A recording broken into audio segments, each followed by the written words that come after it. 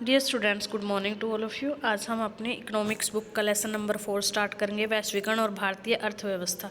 तो सबसे पहले इसमें पढ़ते हैं। आज के विषय में उपभोक्ता के रूप में हम में से कुछ के सामने वस्तुओं और सेवाओं के विस्तृत विकल्प हैं, यानी कि हम अलग अलग विकल्प जो है चूज कर सकते हैं। विश्व के शीर्ष विनिर्माताओं द्वारा निर्मित डिजिटल कैमरे, मोबाइल फ़ोन और टेलीविज़न के नवीनतम मॉडल हमारे लिए सुलभ हैं। हमेशा भारत की सड़कों पर गाड़ियों के नए मॉडल देखे जा सकते हैं। वो दिन गुजर गए जब भारत की सड़कों पर केवल एम्बेसडर और फिएट कारें ही दिखाई देती थी। आज भारतीय विश्व की लगभग सभी शीर्ष कंपनियों द्वारा निर्मित कारें खरीद रहे हैं, यानी कि भारत वाले जो है अनेक कंपनियों द्वारा बनाई गई कारों को, गाड़ियों को खरीदते हैं। अनेक दूसरी वस्तुओं को के ब्रांड भी जो है इसी तरह से खरीदते हैं। इस प्रकार की तीव्र वृद्धि जो है देखी जा सकती है। कमीज से लेकर टेलीविजनों और प्रसंस्कृत फलों के रस तक जो है अलग अलग विकल्प हमारे पास होते हैं। हमारे बाजारों में वस्तुओं के बहुव्यापी विकल्प अपेक्षाकृत नवीन परिघटना है। 2 दशक पहले भी आपको भारत के बाजारों में वस्तुओं की ऐसी विविधता नहीं मिलेगी। कुछ ही वर्षों में हमारा बाजार पूर्णतः परिवर्तित हो गया है। हम इस तीव्र परिवर्तन को कैसे समझ सकते हैं? ऐसे कौन से कारक हैं जो इन परिवर्तनों को ला रहे हैं और ये परिवर्तन लोगों का जीवन किस प्रकार प्रभावित कर रहे हैं? इस अध्याय में हम इन प्रश्नों पर विचार करेंगे, यानी कि इस लेसन में हम इन क्वेश्चंस पे डिस्कस करेंगे। अब है हमारा अंतर्देशीय उत्पादन।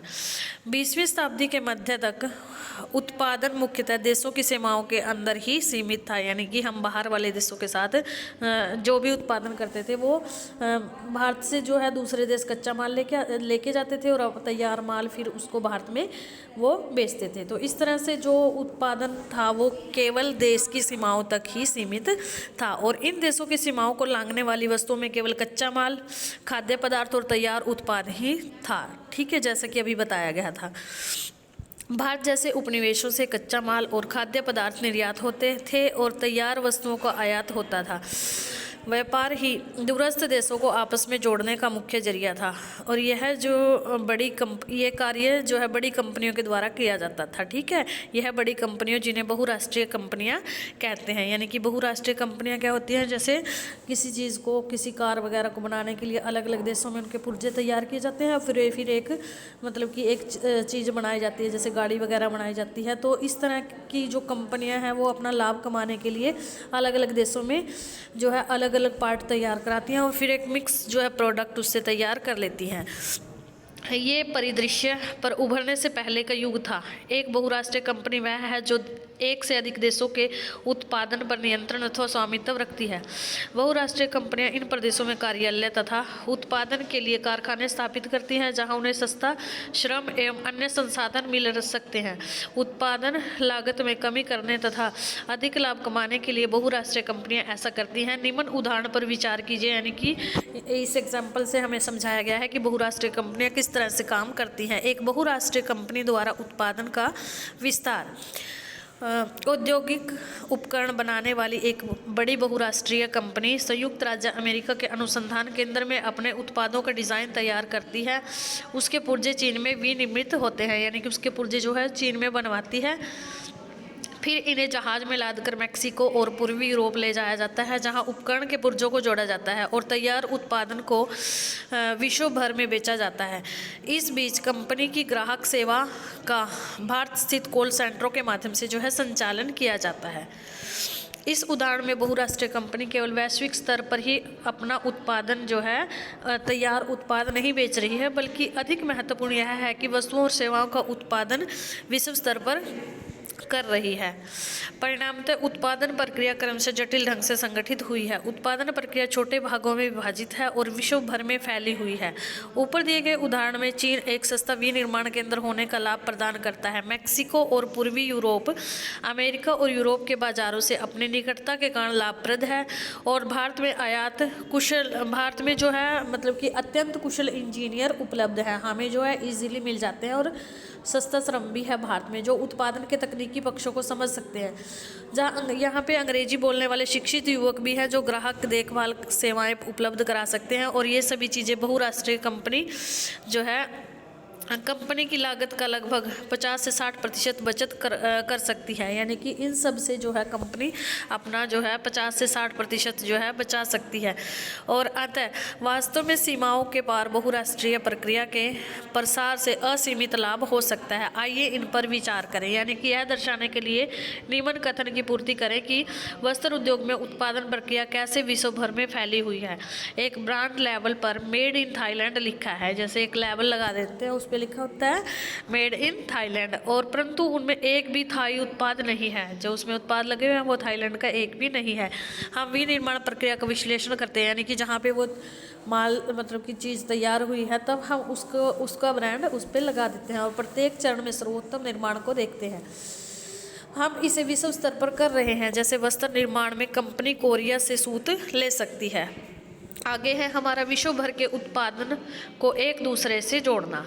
सामान्य बहुराष्ट्रीय कंपनियां उसी स्थान पर उत्पादन इकाई स्थापित करती हैं जो बाजार के नज़दीक हो। यहाँ कम लागत पर कुशल और अकुशल श्रम उपलब्ध हो, जहां उत्पादन के अन्य कारकों की उपलब्धता सुनिश्चित हो। साथ ही बहुराष्ट्रीय कंपनियां सरकारी नीतियों पर भी नज़र रखती हैं जो उनके हित का देखभाल करती हैं।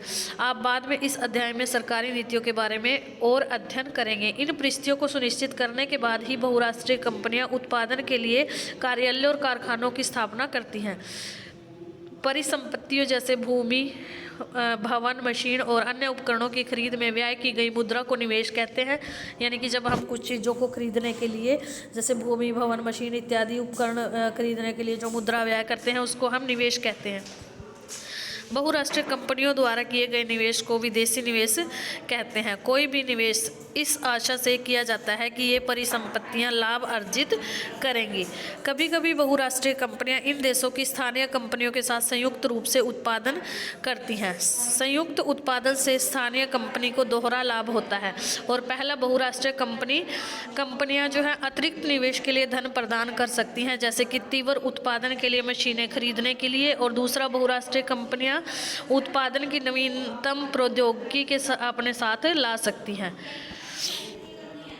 लेकिन बहुराष्ट्रीय कंपनियों के निवेश का सबसे आम सस्ता स्थानीय कंपनियों को खरीदना और उसके बाद उत्पादन का प्रसार करना है। अपार संपदा वाली, यानी कि जिनके पास बहुत ज़्यादा पैसा होता है, ऐसी बहुराष्ट्रीय कंपनियां यह आसानी से कर सकती है। उदाहरण के लिए एक बहुत बड़ी अमेरिकी बहुराष्ट्रीय कंपनी कारगिल फूड्स ने परक फूड्स जैसी छोटी भारतीय कंपनियों को खरीद लिया है। परक फूड्स ने भारत के विभिन्न भागों में एक बड़ा विपणन तंत्र तैयार किया है, जहां उनके ब्रांड काफ़ी जो है प्रसिद्ध थे। परक फूड के 4 तेल शोधक केंद्र भी थे, जिस पर अरब कारगिल का जिस पर यानी कि जो वो 4 तेल शोधक केंद्र थे उनका अब जो है कारगिल का उन पे नियंत्रण हो गया है। अब कारगिल 50 लाख पैकेट प्रतिदिन निर्माण क्षमता के साथ भारत में खाद्य तेलों की सबसे बड़ी कंपनी है। वास्तव में कई शीर्ष बहुराष्ट्रीय कंपनियों की संपत्ति विकासशील देशों की सरकारों के संपूर्ण बजट से भी अधिक है। यानी कि उनकी जो मतलब कि उनके पास जो संपत्ति है वो विकसित जो विकासशील देश हैं जो अभी विकास कर रहे हैं उनकी सरकारों के संपूर्ण बजट से भी ज़्यादा उनकी संपत्ति है। ऐसी अपार संपत्ति वाली बहुराष्ट्रीय कंपनियों की शक्ति और प्रभाव पर विचार करें। बहुराष्ट्रीय कंपनियां एक अन्य तरीके से उत्पादन नियंत्रण करती हैं। विकसित देशों की बड़ी बहुराष्ट्रीय कंपनियां छोटे उत्पादन का ऑर्डर देती हैं। वस्त्र, जूते, चप्पल एवं खेल के सामान ऐसे उद्योग हैं जहां विश्व भर में बड़ी संख्या में छोटे उत्पादकों द्वारा उत्पादन किया जाता है। बहुराष्ट्रीय कंपनियों को इन उत्पादों की आपूर्ति की जाती है। बहुराष्ट्रीय कंपनियों के द्वारा इन उत्पादों की जो है आपूर्ति की जाती है, फिर इन्हें अपने ब्रांड नाम से ग्राहकों को वो बेचती हैं। यानी कि अपना टैग लगा के फिर ग्राहकों को वो बेच देती हैं। और इन बड़ी कंपनियों में दूरस्थ उत्पादों के मूल्य, गुणवत्ता, आपूर्ति और श्रम शर्तों का निर्धारण करने की प्रचंड क्षमता होती है। इस प्रकार हम देखते हैं कि बहुराष्ट्रीय कंपनियां कई तरह से अपने उत्पादन कार्यों का प्रसार कर रही हैं और विश्व के कई देशों की स्थानीय कंपनियों के साथ पारस्परिक संबंध स्थापित कर रही हैं। स्थानीय कंपनियों के साथ साझेदारी द्वारा आपूर्ति के लिए स्थानीय कंपनियों का इस्तेमाल करके और स्थानीय कंपनियों के निकट प्रतिस्पर्धा करके अथवा उन्हें खरीद कर बहुराष्ट्रीय कंपनियां दूरस्थ स्थानों के उत्पादन पर अपना प्रभाव जमा रही हैं। परिणामतः दूर दूर स्थानों पर फैला उत्पादन जो है परस्पर संबंधित हो रहा है। आओ इन पर विचार करें, यानी कि आपने इन पे विचार करना है। क्या आप मानते हैं कि फोर्ड मोटर एक बहुराष्ट्रीय कंपनी है? अगर है तो क्यों? विदेशी निवेश क्या है? फोर्ड मोटर ने भारत में कितना निवेश किया है?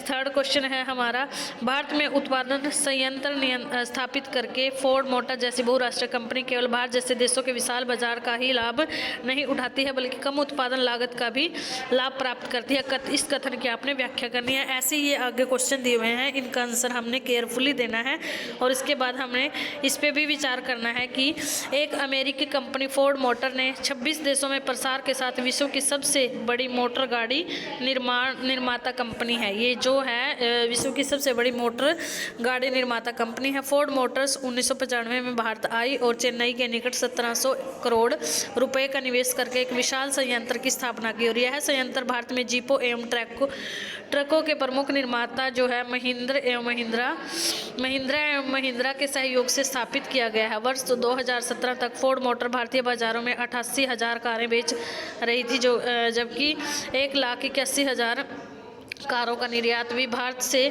दक्षिण अफ्रीका, मैक्सिको, ब्राजील और संयुक्त राज्य अमेरिका किया गया। और कंपनी जो है विश्व के दूसरे देशों में अपने संयंत्र के लिए फोर्ड इंडिया का विकास ऊर्जा आपूर्ति केंद्र के रूप में करना चाहती है। अब है विदेशी व्यापार और बाजारों का एकीकरण, जिसके बारे में हम नेक्स्ट लेक्चर में डिस्कस करेंगे। यहाँ तक किसी की कोई क्वेरी हो तो पूछ सकता है। Thank you.